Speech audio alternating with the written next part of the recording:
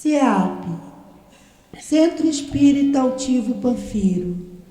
Uma casa de amor. Bom dia aos amigos aqui presentes, bom dia a todos que nos acompanham de casa. Estamos iniciando a nossa reunião pública de sábado, a reunião das 10 horas, pedindo sempre, por gentileza, que diminua a campainha do telefone para que não toque durante a palestra, durante o estudo. Lembrando sempre que sábado nós temos, nesse horário, o trabalho da obra social, a obra social Antônio de Aquino, em que a casa atende uma quantidade muito grande de famílias. E então nós estamos sempre precisando de muita ajuda. E não tem jeito, a gente tem que começar a nossa reunião pedindo, porque a gente vive mesmo à custa de pedidos, né? Então, eles, quando chegam, tomam café da manhã, depois, quando é 11 horas, 11 e pouco, eles almoçam. Então, a gente sempre pede a todos que, quando forem fazer suas compras no supermercado, não esqueçam do que a gente usa no café da manhã da nossa casa, né? É o café, é o açúcar, é o leite, aqui a gente pede leite em pó, é o pão, qualquer pão, pão de forma, o que puder trazer, a margarina. E o almoço, os legumes para sopa, quem puder trazer peito de frango, macarrão, e outras coisas também para a cesta básica. Cesta básica que a gente distribui, leva tudo, né? Feijão, arroz, açúcar, café, fubá, milho, sal, vinagre, óleo, tudo isso que entra na nossa casa, na despensa da nossa casa, a gente precisa aqui para a nossa casa também. É muita gente precisando. Vamos entrar novamente agora numa outra onda de frio, que está dizendo que vai começar hoje. E precisamos de agasalhos para criança, agasalho para adulto, precisamos de cobertor, precisamos de colcha, edredom, aquele que já está meio desbotadinho, não está lá grande coisa, mas está inteirinho, está perfeito. Tragam para nós, estamos precisando muito, muito de agasalho. Tem muita gente passando muito frio, passando muita necessidade, e nós que temos o nosso abrigo, temos a nossa casa que nos acolhe, que a gente pense naqueles que estão em sofrimento, né? Hoje de tarde também teremos a nossa reunião pública, às 5 horas da tarde, mas a obra social é hoje, sábado de manhã. Temos reunião pública quarta-feira, às 3 horas da tarde e às 7 da noite. Quarta-feira funciona o passe de cura.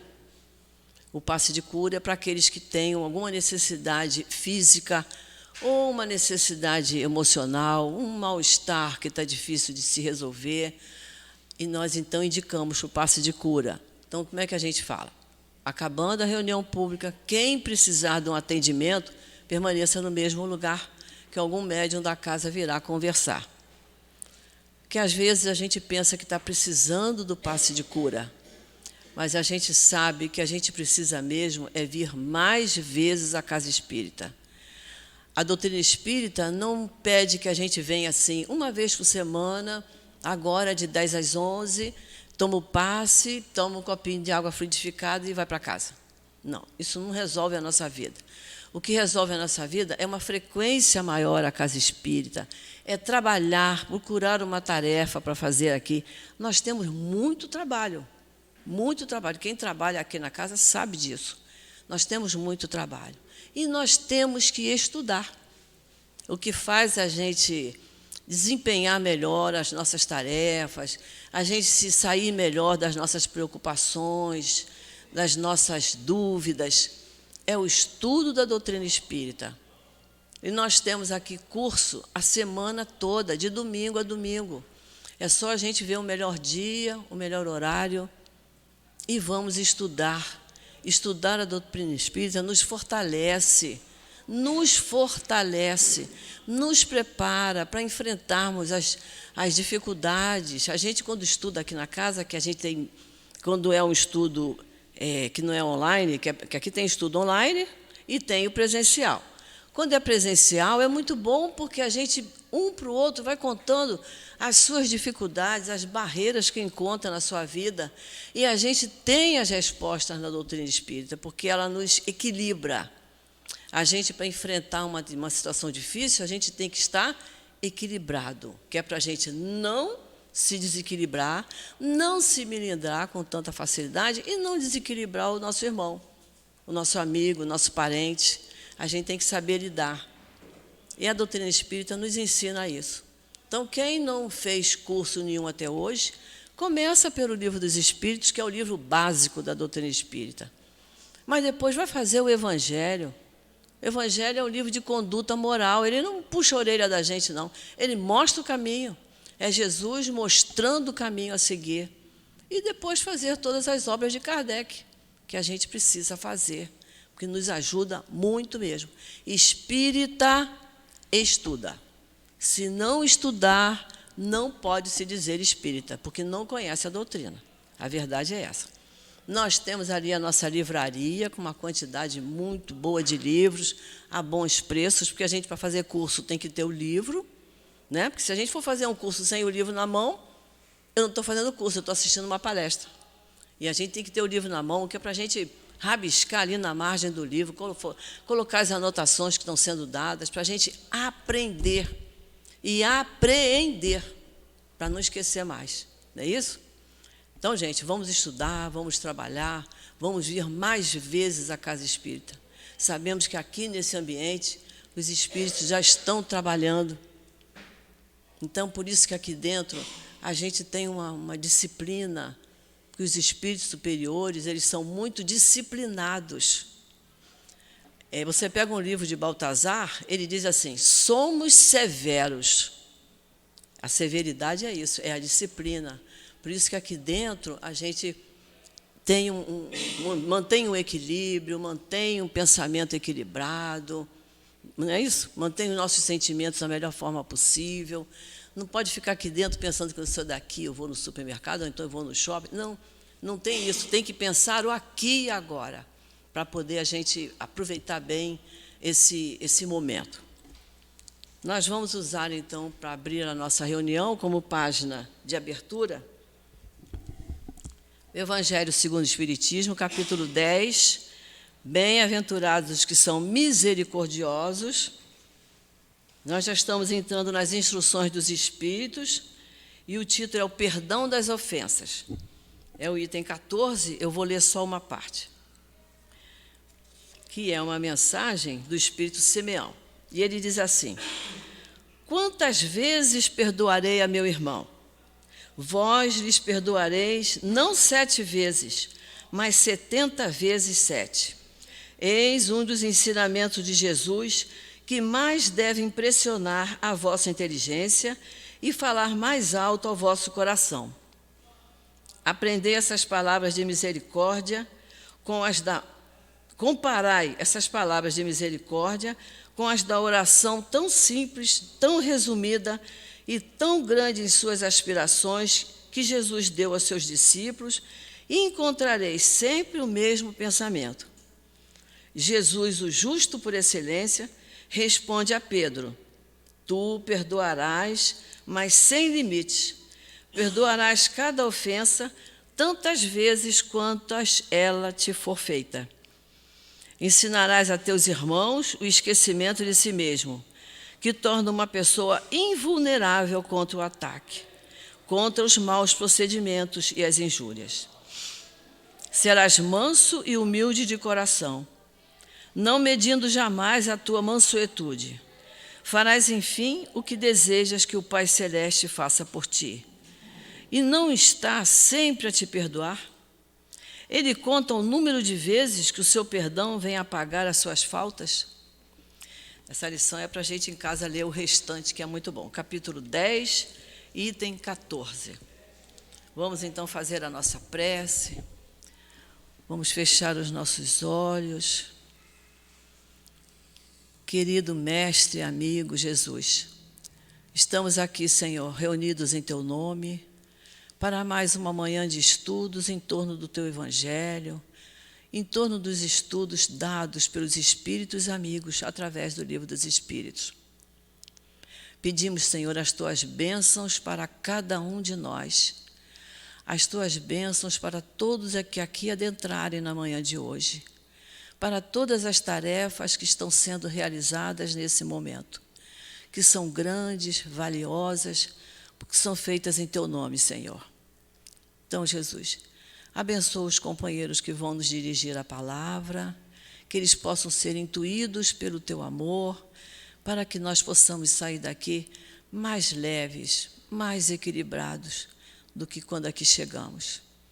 Então, Jesus, em teu nome, em nome desses espíritos amigos que aqui trabalham incansavelmente, e em nome de Deus, nosso Pai, que pedimos permissão para iniciarmos a reunião pública da manhã de hoje. Graças a Deus. Hoje a nossa companheira Aline vai nos falar do Livro dos Espíritos. Nós estamos estudando o bem e o mal, e ela vai pegar da questão 638 em diante. Eu vou ler só 638. Kardec pergunta assim aos espíritos: o mal parece, algumas vezes, ser uma consequência da força das coisas. Tal é, por exemplo, em certos casos, a necessidade de destruição, até do seu semelhante. Pode-se dizer, então, que haja prevaricação à lei de Deus? E os espíritos responderam: embora necessário, o mal não deixa de ser o mal. Essa necessidade desaparece, porém, à medida que a alma se depura, passando de uma existência a outra. E então, mais culpado por isso é o homem, quando o comete, porque melhor o compreende. Então, que Jesus abençoe a nossa companheira. Obrigada, querida. Bom dia, gente. É sempre um prazer imenso vir aqui. Eu gosto muito da casa, me sinto muito bem aqui, muito acolhida. E considerei o material de hoje um presente, porque me trouxe muitas reflexões a respeito do que eu li, né? Quando eu peguei as perguntas e parei para estudar, analisar, me trouxe uma... Eu fiquei refletindo a respeito do que eu li. E já inicialmente, a partir dessa questão 638, né? Quando se fala do bem e do mal, será que a gente se considera ainda uma pessoa má? Porque quando a gente fala do bem e do mal, eu tenho ali a bondade e tenho a maldade. Será que eu me vejo, será que eu me vejo como uma pessoa má? Muitas vezes, quando a gente olha e analisa, né, parece que está falando de outra pessoa. Por que não? Maldade não. Eu não sou capaz de fazer certas situações, de vivenciar ou de provocar, né? E muitas vezes, nesse processo, a gente não se conhece e interpreta diversas situações nas quais a gente vive de uma forma muito mais tolerante, né, quando diz respeito a nós mesmos. Teve uma passagem que André Luiz perguntou ao instrutor o que era o mal. E a resposta, ela ficou ecoando dentro de mim, que é fantástica. Ele pediu licença, não ia filosofar e nem trazer nada muito complexo. E ele deu a seguinte resposta, o que seria o mal. O mal é a prosperidade, é a felicidade, é o encantamento, é a beleza, é tudo isso, só que para si mesmo. E o que é a bondade? É a prosperidade, é a felicidade, é o encantamento, é a beleza, só que para todos. E aí quando a gente começa a pensar que então a gente está falando do quê? Do egoísmo. O quanto que a gente ainda é egoísta, né? O quanto que é muito bom que esteja funcionando para mim, mas que eu tenho que estar no meio desse processo de vantagem, e seja lá o que for. Quando eu começo a entender que essa bondade ela precisa abranger todos, e muitas vezes não vai nos abranger, eu começo a entender o que é doar. A gente vai até falar sobre isso, né? Mas tem até uma questão que se fala da ideia da caridade, né? O quanto que é muito mais, eu vou usar esse adjetivo lindo, o quanto que é muito mais lindo você dar aquilo que você nem tem. Diferentemente do que muitas vezes a gente está se desfazendo, né, daquelas roupas que a gente nem quer mais, e aí nossa, pelo menos eu organizei meu guarda-roupa e ainda fiz a caridade, eu dei para alguém. E aí o quanto que é proporcionalmente, quando eu dou algo que eu preciso, né, e eu ofereço. E aí a gente vai vendo a diferença entre o bem e o mal. Lá, na questão seguinte, Kardec fala, não sucede frequentemente resultar o mal que o homem pratica da posição que os outros homens o colocam? Quais, nesse caso, são os culpados? Alguém te colocou e você, dentro daquela situação, acabou provocando esse mal.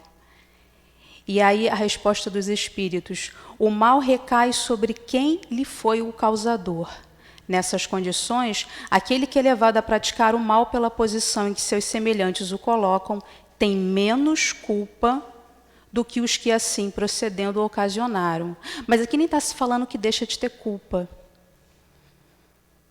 Muitas vezes é desafiador nos mantermos no caminho reto. E aí eu estava querendo trazer uma história, porque muitas vezes a gente lê o livro, é claro, é interessante, mas quando a gente começa a trazer para a realidade, para a prática, a gente vai entendendo o que Kardec está querendo falar e o que os espíritos estão respondendo.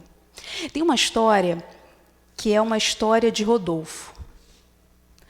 Rodolfo era do interior, tinha uma casinha bem simples, plantava milho para se sustentar. Até que num ano específico, a terra não conseguiu retribuir. E a plantação meio que se minguou mesmo, ele não conseguiu nada nenhum recurso financeiro através da terra. Eventualmente ele plantava algo para comer, mas a terra foi tão difícil naquele ano de proporcionar algo que nem mesmo para ele comer ele conseguiu. Ele já era casado e a filhinha estava para nascer. Diante daquela situação de escassez, diante daquela dificuldade imensa, Rodolfo tomou uma decisão, que ele sairia do interior e viria tentar a vida no Rio de Janeiro. Decisão difícil, porque ele não estava sozinho, viria com a esposa, e a esposa grávida. Veio com a cara e a coragem, chega aqui com a família, consegue um lugar na comunidade, bem simples, um barraquinho bem pequeno, mas dali, com a ajuda de um e outro, ele consegue um emprego temporário numa fábrica. A esposa dá à luz, a vida com muita dificuldade, necessitando de ajuda alheia para que conseguisse, inclusive, comer. Tinha muita necessidade. E aí, ele começa a trabalhar na fábrica, sempre mostrando muita boa vontade. Vontade de aprender, vontade de ajudar. E, acima de tudo, de colaborar para que aquilo ali funcionasse. Muitas vezes, a gente é tão egoísta que a gente não importa o que está fazendo. Não é para mim, eu vou fazer o básico, vou receber meu salário. Mas Rodolfo não tinha essa atitude. Ele tinha uma preocupação em cuidar do que era do outro. Eu friso isso porque muitas vezes a gente sutilmente não percebe que o nosso egoísmo nos domina tanto que às vezes a gente não tem essa preocupação. Lida com algo do outro como se fosse do outro, não é problema meu. O meu sim, eu vou cuidar melhor. Mas Rodolfo tinha já essa delicadeza de olhar e entender o processo, né? O quanto que ele queria ajudar e estava ali para colaborar, não só com o dono da fábrica, mas com todos que estavam à sua volta. A filha nasce, dá à luz, e aí ele começa a perceber que o bebê tem uma necessidade de fazer um exame específico, uma doença que começava a surgir, e aí ele começou a ficar muito desesperado, porque ele não conseguiria fazer esse exame na rede pública. Mas ainda assim, a boa vontade, a vontade de ajudar e estar ali disposto, mesmo ganhando pouco, ele estava nesse processo. Rodolfo foi pulando de vários setores, por vários setores dentro da fábrica, conhecendo a fábrica como ninguém. A filhinha crescendo, mas ainda com a necessidade de fazer o exame. Ele precisava ter uma forma de ganhar um pouquinho mais. Mas ele não sabia como. Pensou em pedir um adiantamento de salário, mas e aí, como é que ele iria comer depois? Viu que não era a melhor solução. Até que um tempo depois, ele é chamado lá na gerência. O dono da fábrica estava lá. E aí, vira-se para Rodolfo e fala: Rodolfo, amanhã chegará um carregamento com algumas caixas. Eu quero que você registre 19 caixas, porque uma não poderá ser registrada. Eu quero saber se eu posso contar com você. Ele parou, pensou, mas por que aquela caixa não poderia ser registrada? Afinal de contas, a fábrica receberia umas 20 caixas. E aí ele ficou meio vacilante. E aí a pessoa que falava com ele virou e falou o seguinte: pensa se você está comigo ou não. Me dá uma resposta amanhã de manhã, porque no final do dia as caixas estarão aqui e eu preciso da tua colaboração. Ele foi para casa. Aliás, tem um detalhe importante. Se ele começasse a participar desse processo, o salário dele melhoraria. E a solução de buscar, assim, de conseguir o exame para a filha, talvez estivesse ali. Mas ele entendeu que ali existia uma mensagem velada. Tinha algo errado. Afinal de contas, por que uma caixa não poderia ser registrada? Chegou em casa, levou o problema para a esposa, e ambos ficaram debatendo o que iriam fazer naquela situação. Afinal de contas, eles precisavam do dinheiro. Fazendo o exercício de se colocar no lugar de Rodolfo, muitas vezes a gente até faz um processo mental de entender, talvez seja essa ajuda que eu estivesse precisando realmente. Eu fiz oração e pedi ajuda, está aí, o dinheiro vem, ele veio. Mas qual seria o custo desse aumento salarial? E aí Rodolfo se viu numa encruzilhada. O que ele ia fazer? Que decisão tomar? A esposa não conseguiu dar uma resposta. Ele naquela noite perdeu o sono, ele não conseguia, ele só pensava naquilo. Ali seria dada a solução que ele tanto buscava, mas tinha o seu preço. O que você faria no lugar do Rodolfo? Deixaria sua filha sem o exame necessário? E aí a gente muitas vezes acha que está muito na ideia. A vida vai testando a gente em várias situações. Mas aí chegou o dia seguinte, Rodolfo tinha que dar uma resposta. Foi chamado à sala.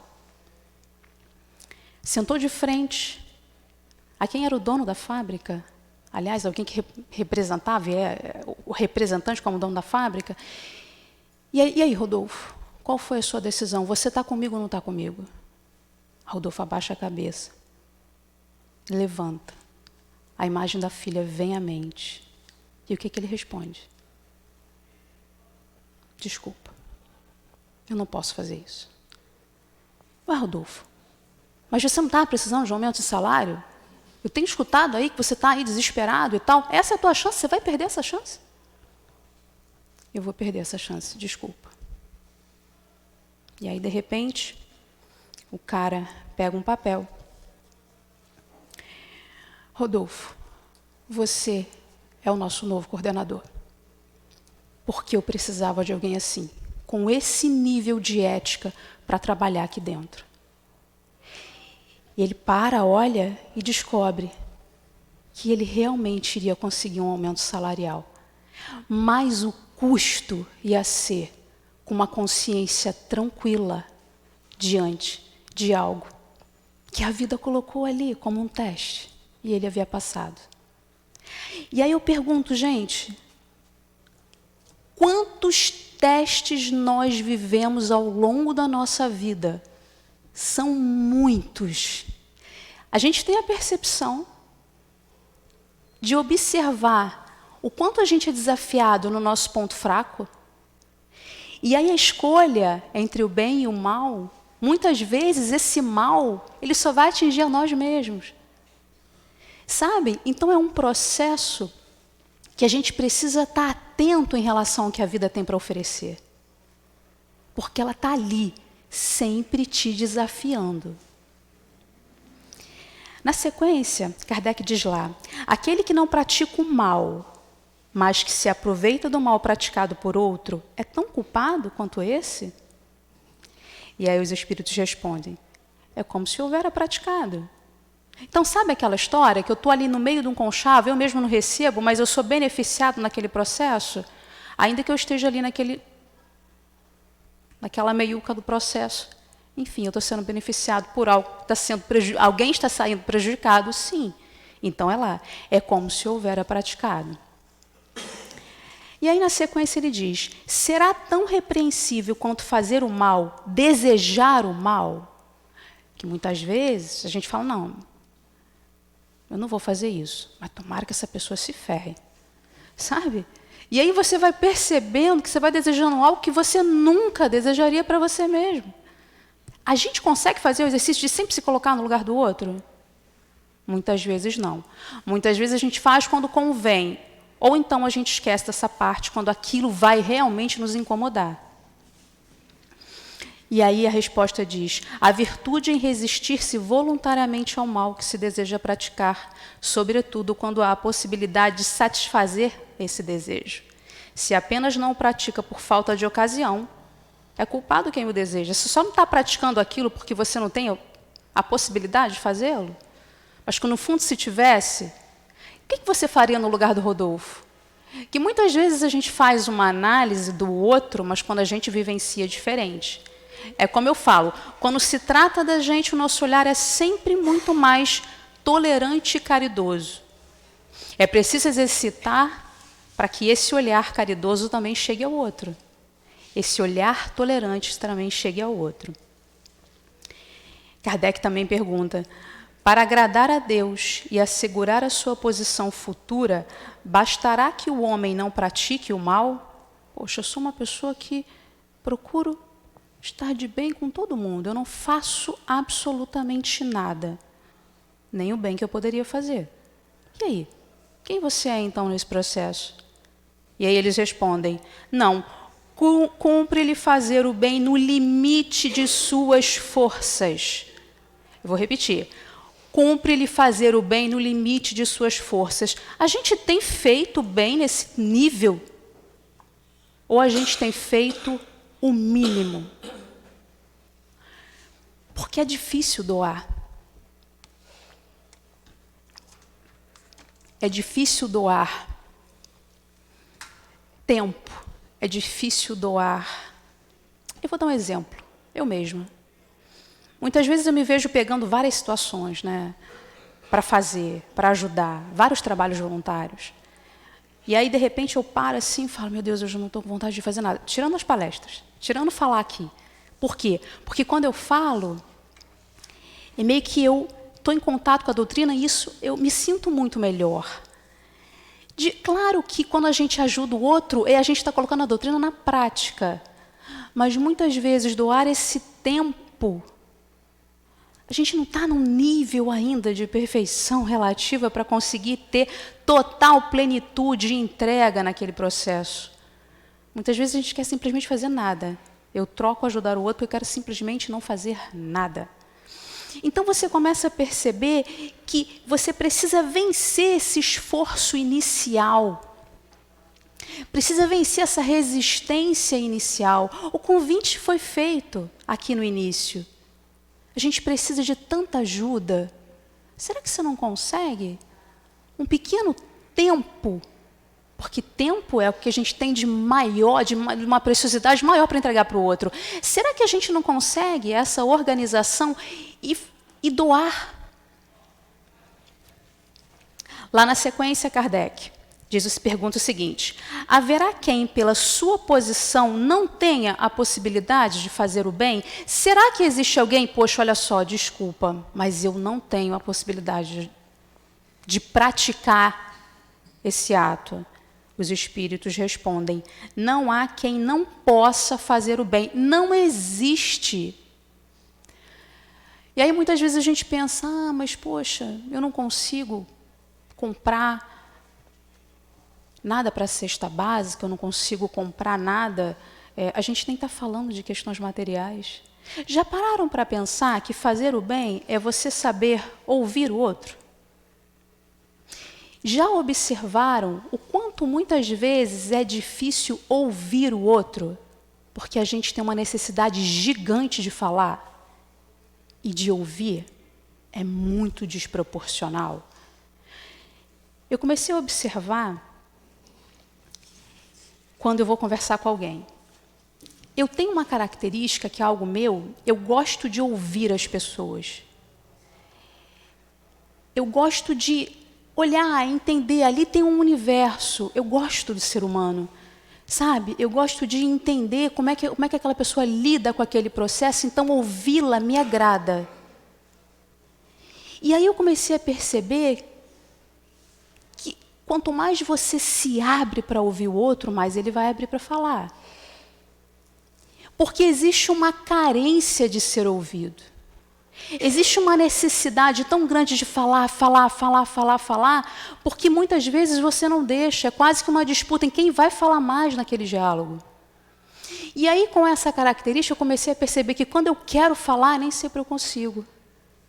Porque eu falo, mas daqui a pouco a pessoa fala o textão, eu falo a palavrinha, o textão, porque ela tem uma necessidade gigante de entregar, de falar. E a gente é muito assim. Muitas vezes o processo de caridade está isso, em saber ouvir. O processo de caridade está em saber desenvolver a tolerância com aquele teu parente difícil que você lida todos os dias, com o estresse, com a irritação. Ele está ali, é isso, é a tua atitude com o outro. E a gente muitas vezes acha que a caridade é o dar. Não, esse dar não necessariamente é material. O processo, aliás, o processo quando você entrega para o outro a tua melhor versão, é desafiador. Porque muitas vezes a gente não está preparado para isso. Eu gosto de dar um exemplo, eu acho até que já dei aqui. De uma vez, e volta e meia eu falo isso, porque foi um dia tão emblemático na minha vida, que foi o dia que eu tomei consciência de cada sentimento que eu estava vivenciando dentro de mim. Eu gosto de fazer isso. Eu gosto de me analisar em cada situação. Por que eu fiquei nervosa ali? Por que eu fiquei irritada? Por que eu fiquei triste? Eu me olho de uma forma para eu entender os meus sentimentos e assim conseguir trabalhá-los. Não que eu seja a grande conhecedora de mim mesma, não é isso, mas eu procuro me entender dentro dos processos. E aí, numa situação, eu havia combinado de sair em um determinado horário, e aí acabou acontecendo um problema, eu me atrasei e eu tinha um compromisso para cumprir. E aí, assim, eu sou muito neurótica com horário, né? Eu não consigo. Assim, se tem um horário, eu vou chegar mais cedo. Aquilo me incomoda e aí vai me levando a um extremo de ficar irritada quando eu não consigo cumprir aquele horário. E aí eu comecei a perceber que o tempo estava passando e eu não ia cumprir o horário que eu havia marcado. Só que tinha outras pessoas à minha volta, né? A gente estava no carro, estava indo, estava um trânsito. Aquilo estava me irritando tanto. Só que eu tomei consciência dessa irritação antes de despejar a minha irritação no outro.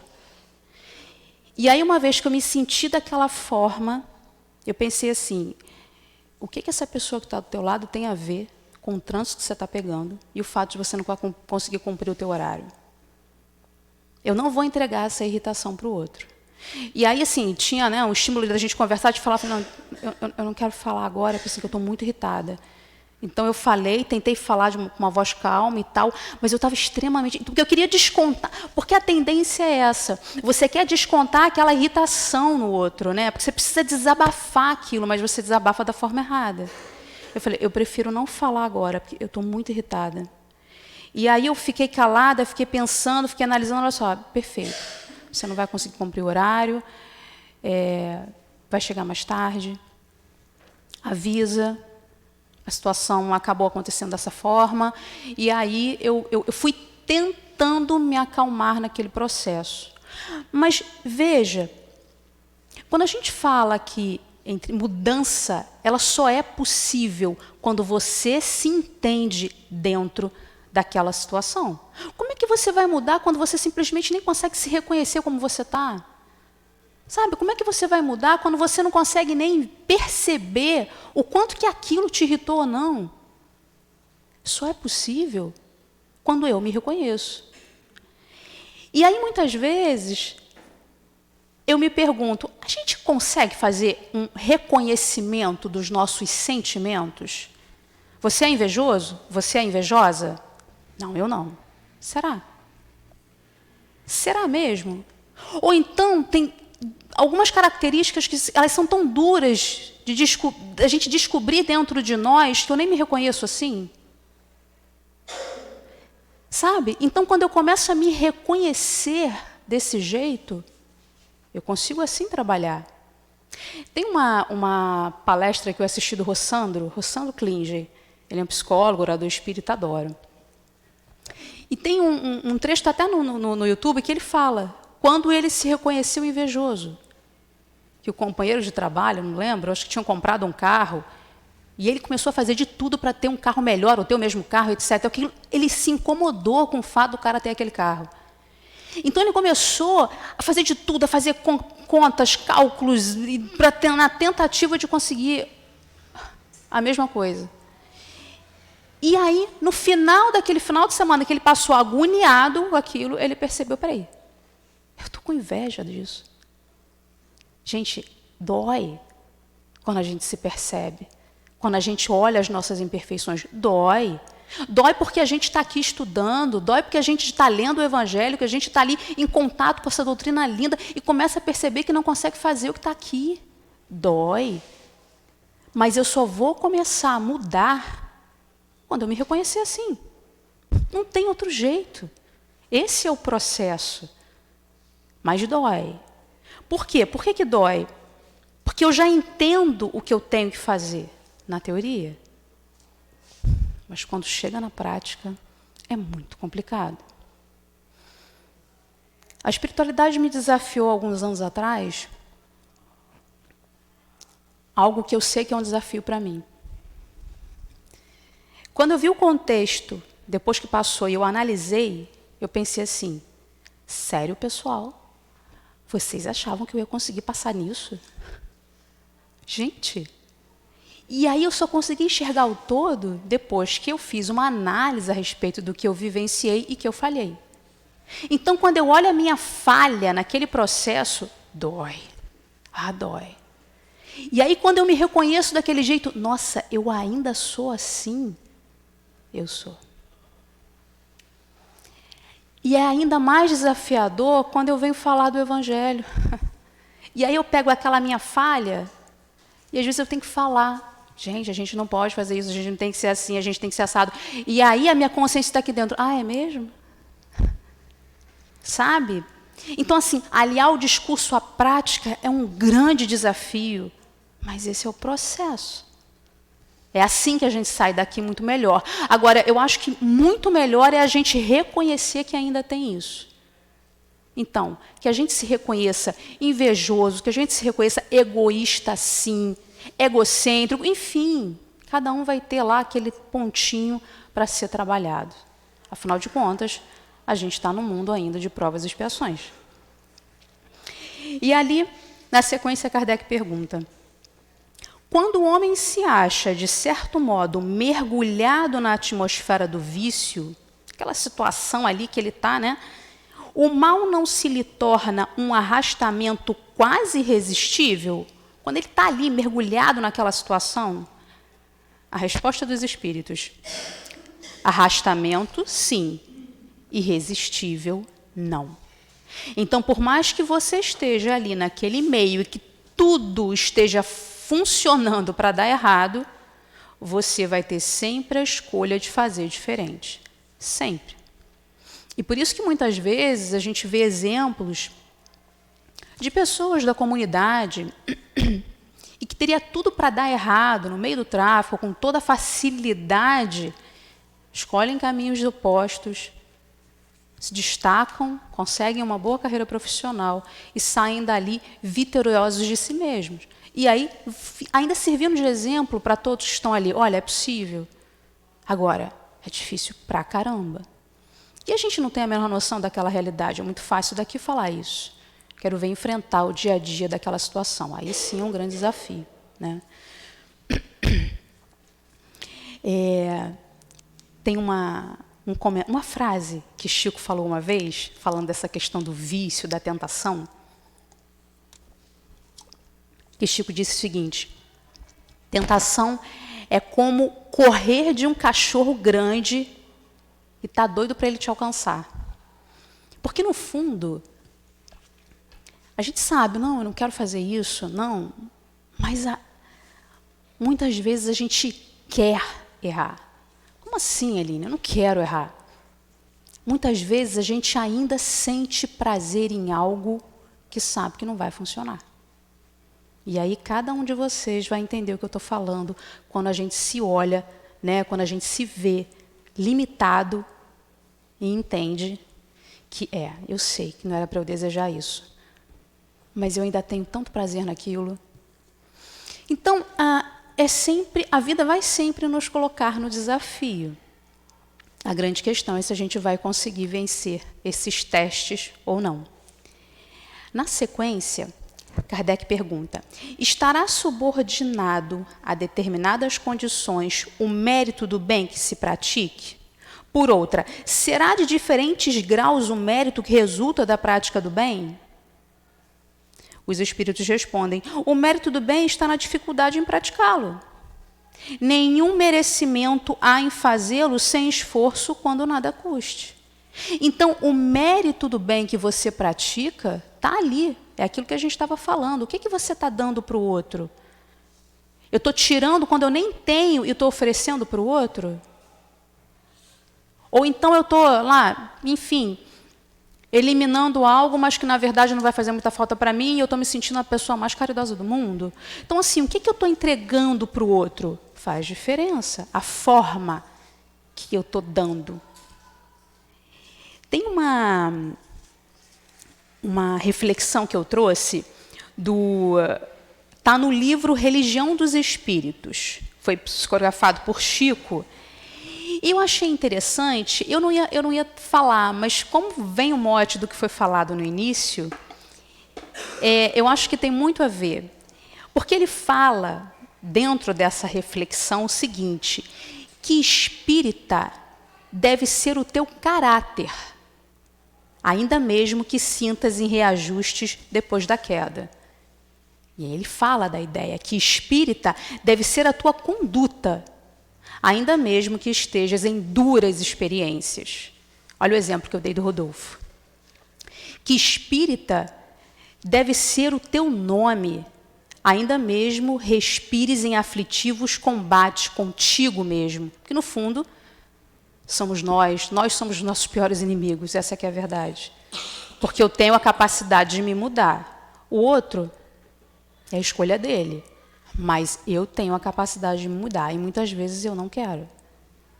É isso, muitas vezes eu não quero, eu estou muito confortável como eu estou. E ele ainda fala que espírita deve ser o claro adjetivo da tua instituição, ainda mesmo que por isso te faltem as passageiras subvenções e honrarias terrestres. Doutrina espírita quer dizer doutrina do Cristo. Afinal de contas, ensinamento de amor dele. E a doutrina do Cristo é a doutrina do aperfeiçoamento moral em todos os mundos. Guarda, pois, na existência como sendo a tua responsabilidade mais alta, porque dia virá. Olha isso, gente. Dia virá em que serás naturalmente convidado a prestar contas. A gente está pronto para esse dia? Para prestar contas do que a gente tem feito aqui? A gente está esperando o grande julgamento? Ele está aqui, na nossa consciência. E a gente sabe muito bem aonde a gente está errando. A gente sabe muito bem a nossa limitação.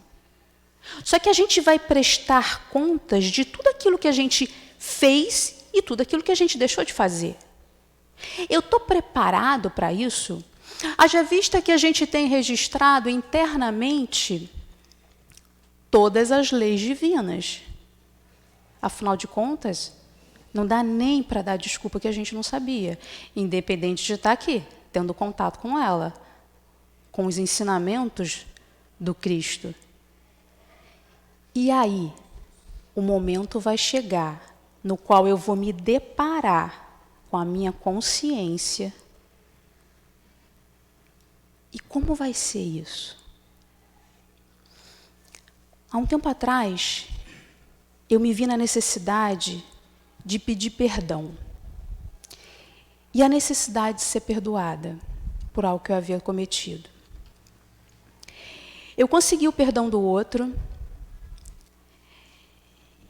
E eu experimentei algo que eu nunca imaginaria a partir desse perdão. Porque essa pessoa, ela não só me perdoou, como ela agiu com total acolhimento, tolerância, amor e entendimento. E a partir daquele ato, ela me deixou sozinha com a minha consciência. Porque agora não era mais eu com ela, era eu e eu mesma. E aí eu percebi, claro, uma partezinha daquele peso que eu carregava, eu deixei. A pergunta que eu me fiz é, será agora que você consegue ainda caminhar com o tamanho peso que você carrega? Porque a minha consciência não me deixou seguir leve como eu havia imaginado que seguiria. Então, o prestar contas é isso. É lidar com as nossas limitações. E, acima de tudo, essa eu vou falar para mim mesma. Exercitar o auto-perdão.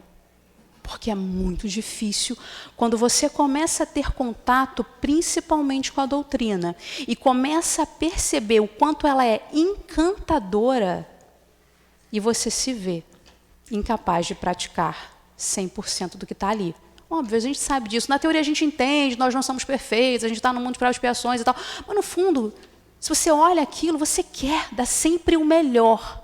E aí quando você percebe que você não consegue dar 100% do melhor em todos os momentos, é preciso exercitar o auto-perdão.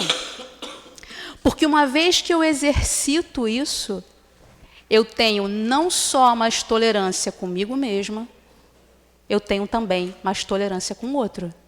Porque eu entendo que eu também sou capaz de errar. Então, quando eu lido com os meus erros, eu desenvolvo uma maior tolerância com os erros dos outros. E aí eu comecei a perceber o ponto positivo de ter errado. De entender que como eu vou exigir do outro algo se eu mesma não sou capaz de oferecer? E aí esse é o processo para cada um de nós. Finalizando lá as questões, Kardec pergunta: a lei de Deus se acha contida toda no preceito do amor ao próximo ensinado por Jesus? Os espíritos respondem: certamente esse preceito encerra todos os deveres dos homens uns para com os outros. Então, o preceito do amor ao próximo. O amor move. No meu ato falho, foi isso que eu recebi, amor. Então, agora o meu processo é olhar com amor para mim mesma e entender que eu também estou a caminho. Estou dando um exemplo, estou me colocando no processo ou no exemplo para que a gente comece a entender a complexidade de se reconhecer errado, de se reconhecer limitado, mas com potencialidade. Porque se eu já me reconheço assim, eu consigo trabalhar isso. Imagina se eu digo, não, mas eu não sou assim. Ah, não, isso, eu não tenho esse problema. Se eu nem consigo olhar, eu vou trabalhar o quê? Eu não me reconheço desse jeito. Então eu vou entender que eu não preciso trabalhar nada ali em relação a seja N questões que a gente tem internamente. Lá na última questão, Kardec pergunta: que pensais da divisão da lei natural em 10 partes, compreendendo as leis de adoração, lei de trabalho, lei de reprodução, lei de conservação, destruição, sociedade, progresso, igualdade, liberdade e, por fim, justiça, amor e caridade? E aí os espíritos respondem que essa divisão da lei de Deus em 10 partes é a de Moisés e da natureza a abranger todas as circunstâncias da vida. E aí eu destaquei uma parte dessa resposta que eles dizem o seguinte: a última lei é a mais importante, por ser a que faculta ao homem adiantar-se mais na vida espiritual, visto que resume todas as outras. Qual é a última lei que resume todas as outras? A que eu falei, que é a de justiça, amor e caridade. Olha o amor aí novamente. Então, quando eu me reconheço, olho, analiso, entendo as minhas falhas, eu assim também vou exercitando o alto amor.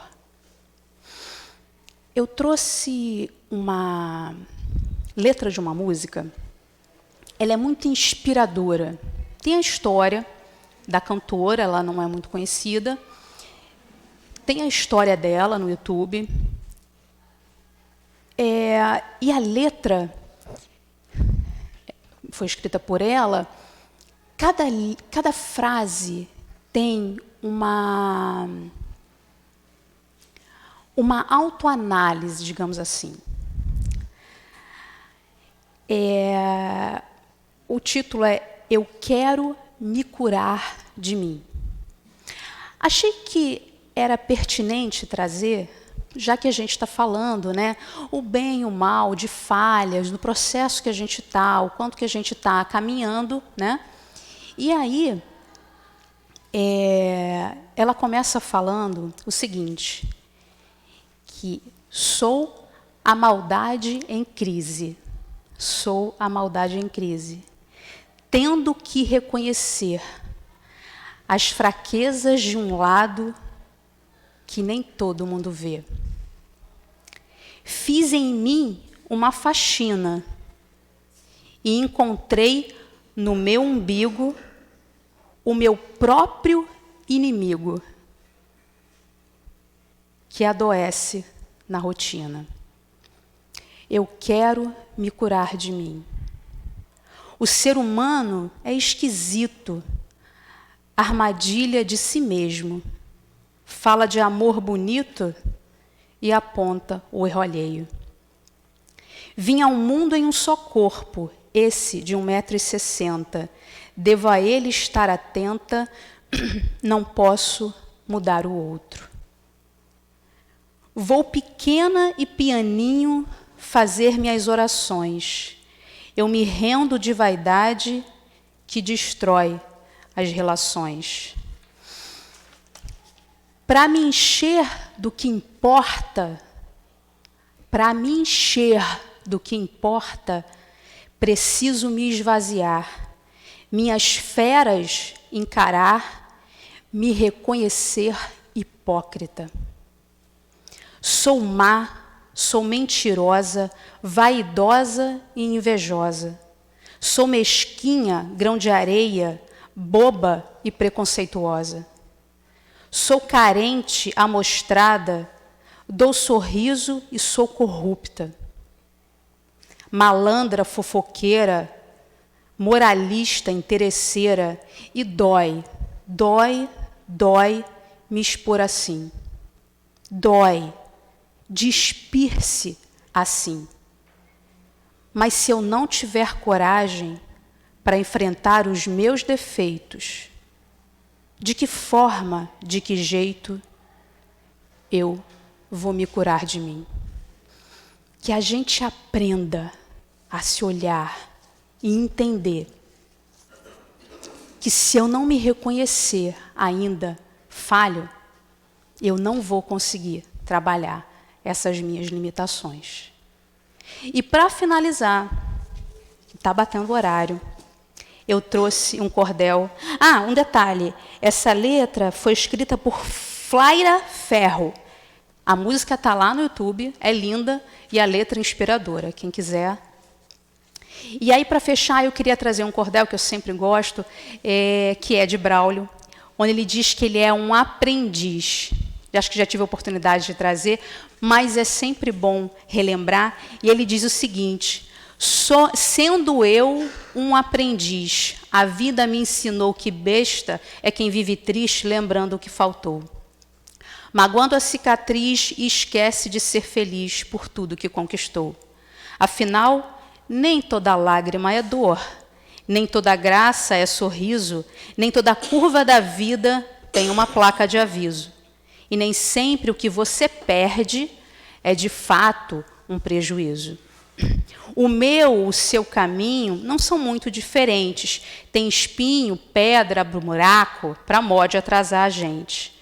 Mas não desanime por nada, pois até uma topada empurra você para frente.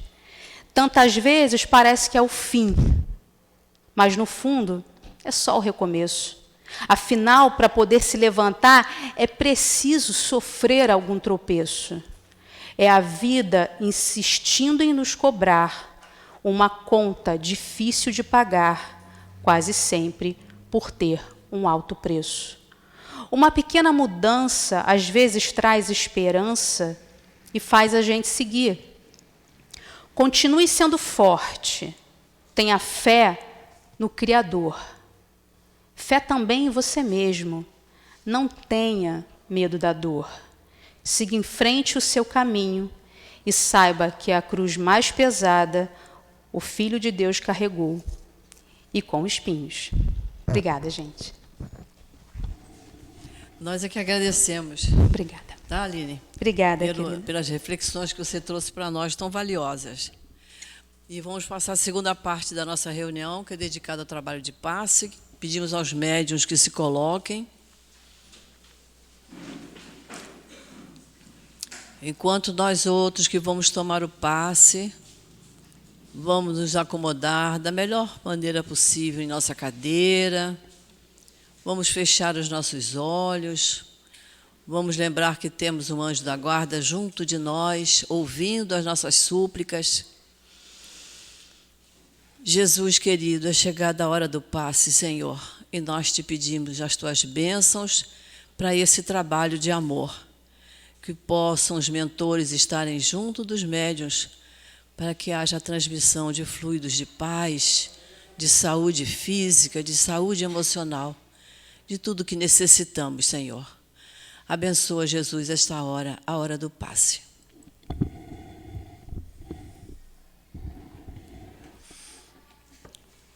Que Jesus esteja conosco.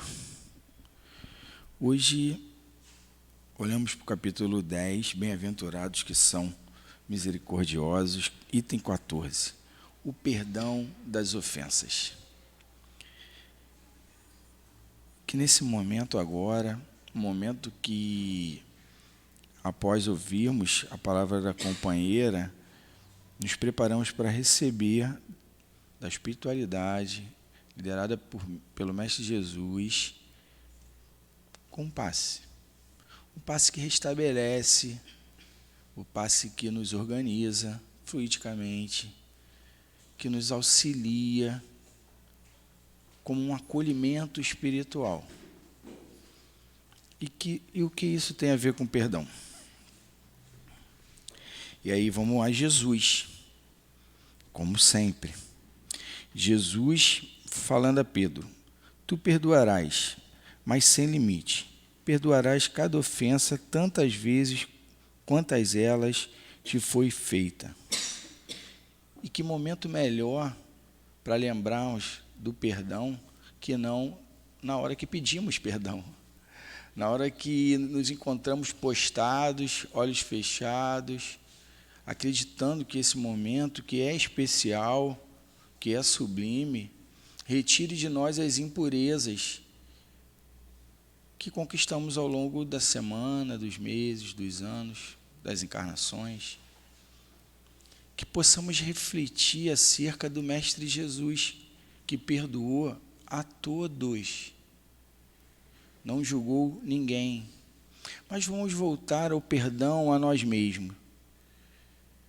Quando eu perdoo o outro, eu esvazio um pouco do pote de dor que está em mim. Me libero para receber a benesse do passe, da prece, o auxílio do meu guia espiritual. Aciono o canal direto com o Mestre Jesus. Precisamos entender que o perdão das ofensas, além de lembrar que quando nos sentimos na condição de perdoar, é porque em algum momento fomos afetados no nosso orgulho, na nossa vaidade, ou na falsa pretensão de ser melhor que o outro, ou estar em estágio melhor que o outro. Que a gente possa refletir um pouco, mas sobretudo com auto-perdão. O perdão que eu direciono ao outro, ele começa em mim. Ele começa eu entendendo que sou um espírito com uma caminhada longa, dura, com sofrimento presente, com angústias que batem a porta diariamente. E que talvez, esvaziando um pouquinho do amargor do pote que a gente guarda com muito carinho, daquela fala dura do companheiro há 15 anos atrás, que a gente repete todo dia das mães, todo Natal, que a gente possa esvaziá-lo, encher de açúcar, encher de um açúcar do amor do Mestre Jesus, que a gente possa encher de uma forma que a gente pensa para a gente. A nossa companheira falou tão bem, né? A gente é tão bonzinho com a gente mesmo, né? A gente sempre merece o perdão, ou a gente nunca quis ferir o outro, a nossa palavra sempre teve uma intenção boa, num momento ruim. Mas não. Vamos olhar com quem tem que estender ao outro o perdão, porque quer se livrar da angústia que vive, aprisionada à dor que causa no outro, com a palavra, com o ato, com o sentimento. Isso não vale só para os da nossa casa. Isso vale para o vizinho, isso vale para o companheiro da casa espírita, isso vale para o político, isso vale para todos. Não importa em que posição estejam. A gente possa aliviar um pouco o nosso coração, mas sempre pensando em Jesus. Quando falamos somos cristãos, o exemplo vem do Mestre Jesus. E que esse exemplo fique conosco, nos envolva agora e sempre.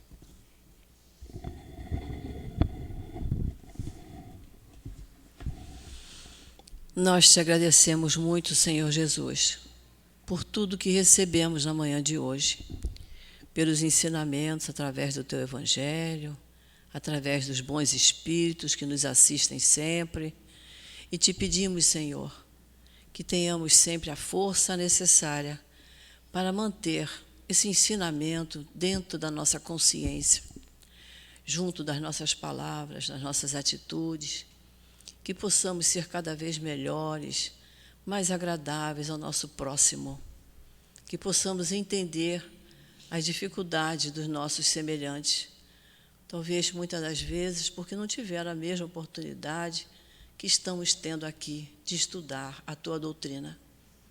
Então, Jesus querido, Jesus amado, é em Teu nome, em nome de Antônio de Aquino, do nosso querido altivo, desses espíritos amigos que trabalham incansavelmente na nossa casa, mas especialmente em nome de Deus, nosso Pai, que nós pedimos permissão para encerrarmos a reunião pública desta manhã de sábado. Que Tu possas nos abençoar, Senhor, agora e sempre. Graças a Deus.